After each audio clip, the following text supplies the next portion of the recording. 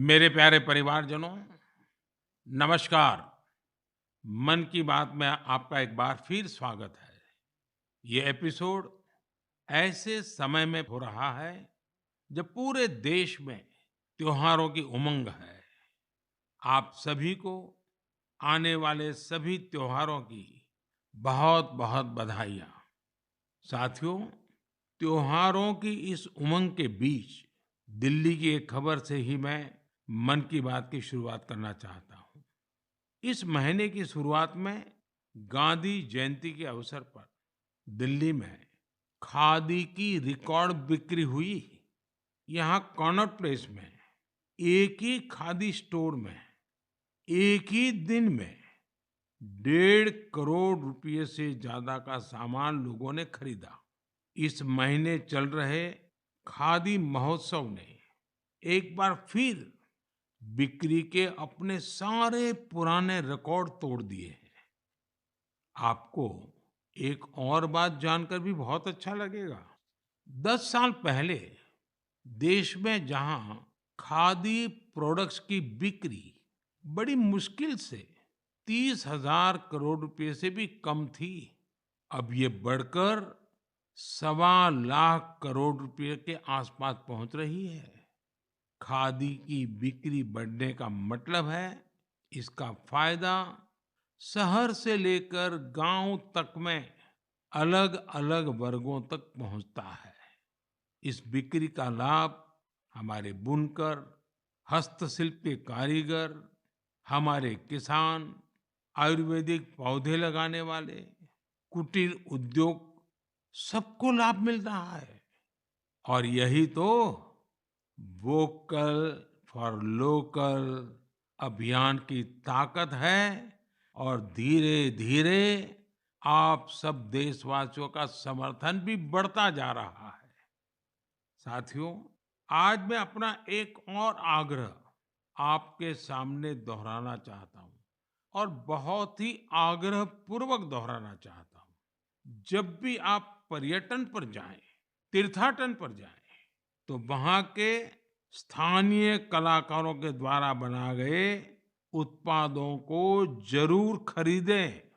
आप अपनी उस यात्रा के कुल बजट में स्थानीय उत्पादों की खरीदी को एक महत्वपूर्ण प्राथमिकता के रूप में जरूर रखें।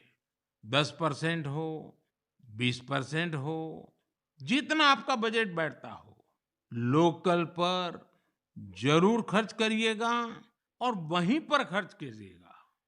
साथियों, हर बार की तरह इस बार भी हमारे त्योहारों में हमारी प्राथमिकता हो वोकल फॉर लोकल, और हम मिलकर उस सपने को पूरा करें। हमारा सपना है आत्मनिर्भर भारत। इस बार ऐसे प्रोडक्ट से ही घर को रोशन करें जिससे मेरे किसी देशवासी के पसीने की महक हो, मेरे देश के किसी युवा का टैलेंट हो, उसके बनने में मेरे देशवासियों को रोजगार मिला हो, रोजमर्रा की जिंदगी की कोई भी आवश्यकता हो, हम लोकल ही लेंगे। लेकिन आपको एक और बात पर गौर करना होगा। वोकल फॉर लोकल की ये भावना सिर्फ त्योहारों की खरीदारी तक के लिए सीमित नहीं है। और कहीं तो मैंने देखा है दिवाली का दिया लेते हैं और फिर सोशल मीडिया में डालते हैं वोकल फॉर लोकल। नहीं जी, वो तो शुरुआत है।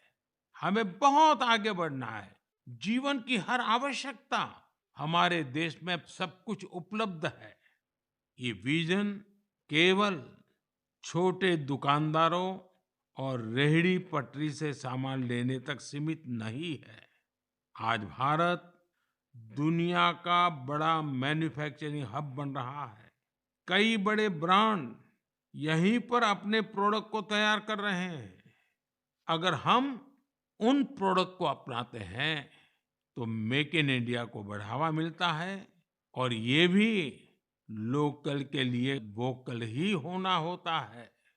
और हाँ, ऐसे प्रोडक्ट को खरीदते समय हमारे देश की शान यूपीआई डिजिटल पेमेंट सिस्टम से पेमेंट करने के आग्रही बने, जीवन में आदत डालें और उस प्रोडक्ट के साथ या उस कारीगर के साथ सेल्फी नमो ऐप पर मेरे साथ शेयर करें, और वो भी मेड इन इंडिया स्मार्टफोन से।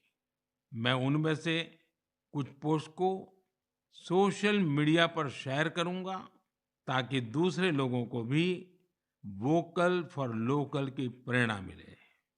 साथियों, जब आप भारत में बने, भारतीयों द्वारा बनाए गए उत्पादों से अपनी दिवाली रोशन करेंगे, अपने परिवार की हर छोटी मोटी आवश्यकता लोकल से पूरी करेंगे, तो दिवाली की जगमगाहट ज्यादा बढ़ेगी ही बढ़ेगी, लेकिन उन कारीगरों की जिंदगी में एक नई दिवाली आएगी, जीवन की एक नई सुबह आएगी, उनका जीवन शानदार बनेगा। भारत को आत्मनिर्भर बनाइए, मेक इन इंडिया ही चुनते जाइए, जिससे आपके साथ साथ और भी करोड़ों देशवासियों की दिवाली शानदार बने, जानदार बने, रोशन बने, दिलचस्प बने। मेरे प्यारे देशवासियों, 31 अक्टूबर का दिन हम सभी के लिए बहुत विशेष होता है। इस दिन हमारे लौह पुरुष सरदार वल्लभ भाई पटेल की जन्म जयंती मनाते हैं। हम भारतवासी उन्हें कई वजहों से याद करते हैं और श्रद्धा पूर्वक नमन करते हैं। सबसे बड़ी वजह है देश की 580 से ज्यादा रियासतों को जोड़ने में उनकी अतुलनीय भूमिका। हम जानते हैं, हर साल 31 अक्टूबर को गुजरात में स्टैच्यू ऑफ यूनिटी पर एकता दिवस से जुड़ा मुख्य समारोह होता है। इस बार इसके अलावा दिल्ली में कर्तव्य पथ पर एक बहुत ही विशेष कार्यक्रम आयोजित हो रहा है। आपको याद होगा, मैंने पिछले दिनों देश के हर गांव से, हर घर से मिट्टी संग्रह करने का आग्रह किया था।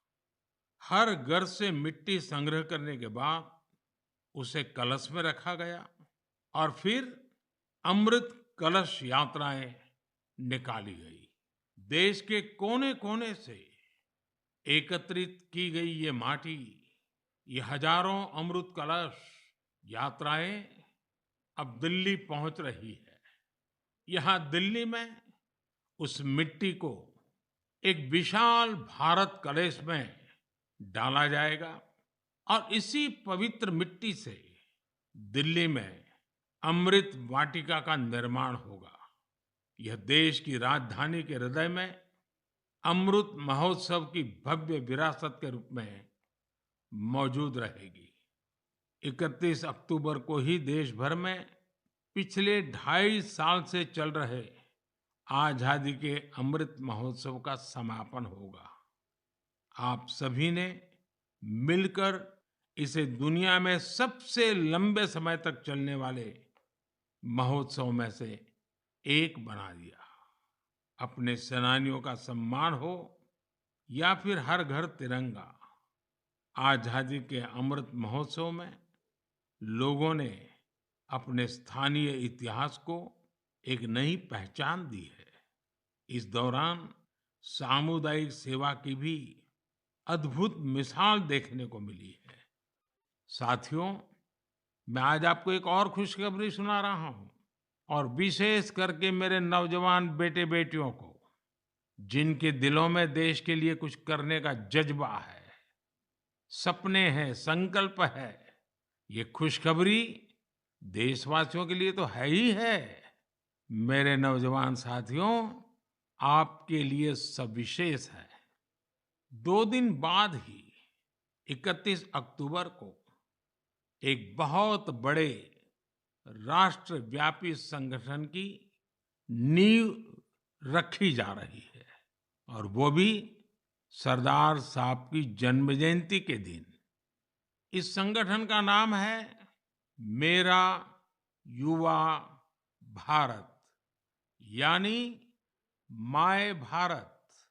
माय भारत संगठन भारत के युवाओं को राष्ट्र निर्माण के विभिन्न आयोजनों में अपनी सक्रिय भूमिका निभाने का अवसर देगा।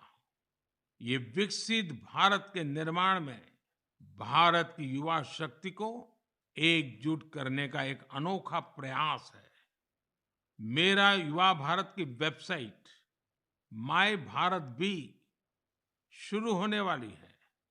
मैं युवाओं से आग्रह करूंगा, बार बार आग्रह करूंगा कि आप सभी मेरे देश के नौजवान, आप सभी मेरे देश के बेटे बेटी MyBharat.gov.in पर रजिस्टर करें और विभिन्न कार्यक्रम के लिए साइन अप करें।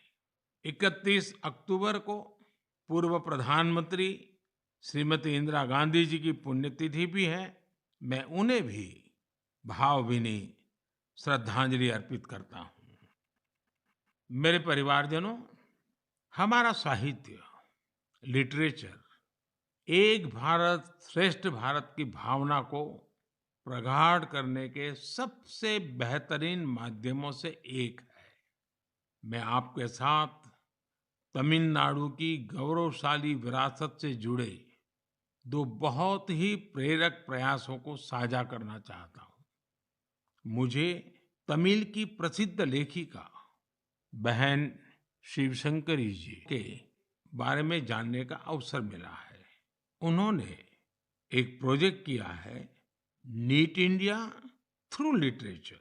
इसका मतलब है साहित्य से देश को एक धागे में पिरोना और जोड़ना। वे इस प्रोजेक्ट पर बीते 16 सालों से काम कर रही है। इस प्रोजेक्ट के जरिए उन्होंने 18 भारतीय भाषाओं में लिखे साहित्य का अनुवाद किया है। उन्होंने कई बार कन्याकुमारी से कश्मीर तक और इम्फाल से जैसलमेर तक देश भर में यात्राएं की, ताकि अलग-अलग राज्यों के लेखकों और कवियों के इंटरव्यू कर सके। शिवशंकरी जी ने अलग-अलग जगहों पर अपनी यात्रा की, ट्रैवल कमेंट्री के साथ उन्हें पब्लिश किया है। ये तमिल और अंग्रेजी दोनों भाषाओं में है। इस प्रोजेक्ट में 4 बड़े वॉल्यूम्स हैं और हर वॉल्यूम भारत के अलग-अलग हिस्से को समर्पित है। मुझे उनकी इस संकल्प शक्ति पर गर्व है। साथियों, कन्याकुमारी के थिरु A.K. पेरुमल जी का काम भी बहुत प्रेरित करने वाला है। उन्होंने तमिलनाडु के ये जो स्टोरी टेलिंग ट्रेडिशन है, उसको संरक्षित करने का सराहनीय काम किया है। वे अपने इस मिशन में पिछले 40 सालों से जुटे हैं। इसके लिए वे तमिलनाडु के अलग-अलग हिस्सों में ट्रैवल करते हैं और फोक आर्ट फोरम्स को खोजकर उसे अपनी बुक का हिस्सा बनाते हैं। आपको जानकर आश्चर्य होगा कि उन्होंने अब तक ऐसी करीब 100 किताबें लिख डाली हैं। इसके अलावा पेरुमल जी का एक और भी पैशन है। तमिलनाडु के टेम्पल कल्चर के बारे में रिसर्च करना उन्हें बहुत पसंद है। उन्होंने लेदर पपेट्स पर भी काफी रिसर्च की है, जिसका लाभ वहाँ के स्थानीय लोक कलाकारों को हो रहा है। शिवशंकरी जी और A.K. पेरुमल जी के प्रयास हर किसी के लिए एक मिसाल है।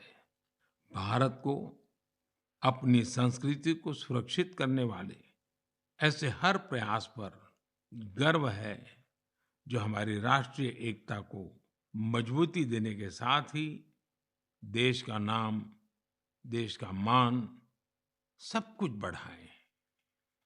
मेरे परिवारजनों, आने वाले 15 नवंबर को पूरा देश जनजातीय गौरव दिवस मनाएगा।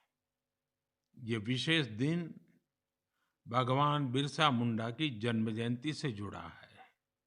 भगवान बिरसा मुंडा हम सबके हृदय में बसे हैं। सच्चा साहस क्या है और अपनी संकल्प शक्ति पर अड़िग रहना किसे कहते हैं, ये हम उनके जीवन से सीख सकते हैं। उन्होंने विदेशी शासन को कभी स्वीकार नहीं किया। उन्होंने ऐसे समाज की परिकल्पना की थी जहां अन्याय के लिए कोई जगह नहीं थी। वे चाहते थे कि हर व्यक्ति को सम्मान और समानता का जीवन मिले। भगवान बिरसा मुंडा ने प्रकृति के साथ सद्भाव से रहना, इस पर भी हमेशा जोर दिया। आज भी हम देख सकते हैं कि हमारे आदिवासी भाई बहन प्रकृति की देखभाल और उसके संरक्षण के लिए हर तरह से समर्पित है। हम सबके लिए हमारे आदिवासी भाई बहन का ये काम बहुत बड़ी प्रेरणा है। साथियों, कल यानी 30 अक्टूबर को गोविंद गुरु जी की पुण्यतिथि भी है। हमारे गुजरात और राजस्थान के आदिवासी और वंचित समुदायों के जीवन में गोविंद गुरु जी का बहुत विशेष महत्व रहा है। गोविंद गुरु जी को भी मैं अपनी श्रद्धांजलि अर्पित करता हूँ। नवंबर महीने में हम मानगढ़ नरसंहार की बरसी भी मनाते हैं। मैं उस नरसंहार में शहीद माँ भारती की सभी संतानों को नमन करता हूँ। साथियों, भारतवर्ष में आदिवासी योद्धाओं का समृद्ध इतिहास रहा है। इसी भारत भूमि पर महान तिलका मांझी ने अन्याय के खिलाफ बिगुल फूंका था। इसी धरती से सिद्धो कान्हू ने समानता की आवाज उठाई। हमें गर्व है कि जन योद्धा टंट्या भील ने हमारी धरती पर जन्म लिया। हम शहीद वीर नारायण सिंह को पूरी श्रद्धा के साथ याद करते हैं, जो कठिन परिस्थितियों में अपने लोगों के साथ खड़े रहे। वीर रामजी गोंड हो, वीर गुंडा धूर हो, भीमा नायक हो, उनका साहस आज भी हमें प्रेरित करता है। अल्लूरी सीताराम राजू ने आदिवासी भाई बहनों में जो अलग जगाई, उसे देश आज भी याद करता है। नॉर्थ ईस्ट में कियांग नोबांग और रानी गाइदिन्ल्यू जैसे स्वतंत्रता सेनानियों से भी हमें काफी प्रेरणा मिलती है। आदिवासी समाज से ही देश को राजमोहिनी देवी और रानी कमलापति जैसी वीरांगनाएं मिली। देश इस समय आदिवासी समाज को प्रेरणा देने वाली रानी दुर्गावती जी की 500वीं जयंती मना रही है। मैं आशा करता हूं कि देश के अधिक से अधिक युवा अपने क्षेत्र की आदिवासी विभूतियों के बारे में जानेंगे और उनसे प्रेरणा लेंगे। देश अपने आदिवासी समाज का कृतज्ञ है, जिन्होंने राष्ट्र के स्वाभिमान और उत्थान को हमेशा सर्वोपरि रखा है। मेरे प्यारे देशवासियों, त्योहारों के इस मौसम में इस समय देश में स्पोर्ट्स का भी परचम लहरा रहा है। पिछले दिनों एशियन गेम्स के बाद पैरा एशियन गेम्स में भी भारतीय खिलाड़ियों ने जबरदस्त कामयाबी हासिल की है। इन खेलों में भारत ने 111 मेडल जीतकर एक नया इतिहास रच दिया है। मैं पैरा एशियन गेम्स में हिस्से लेने वाले सभी एथलीट्स को बहुत-बहुत बधाई देता हूं। साथियों, मैं आपका ध्यान special Olympics world summer games की ओर भी ले जाना चाहता हूँ। इसका आयोजन बर्लिन में हुआ था। ये प्रतियोगिता हमारे इंटेलेक्चुअल डिसेबिलिटीज वाले एथलीटों की अद्भुत क्षमता को सामने लाती है।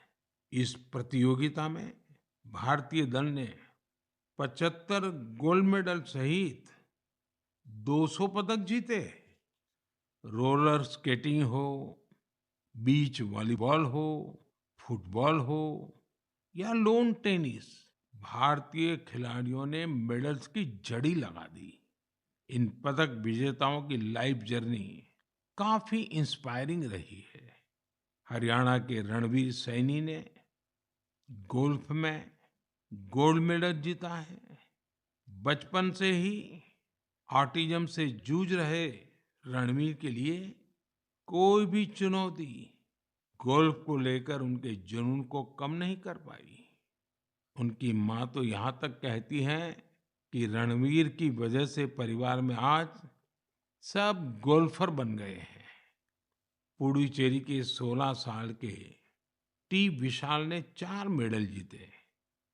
गोवा की सिया सरोदे ने पावर लिफ्टिंग में 2 गोल्ड मेडल सहित 4 पदक अपने नाम किए।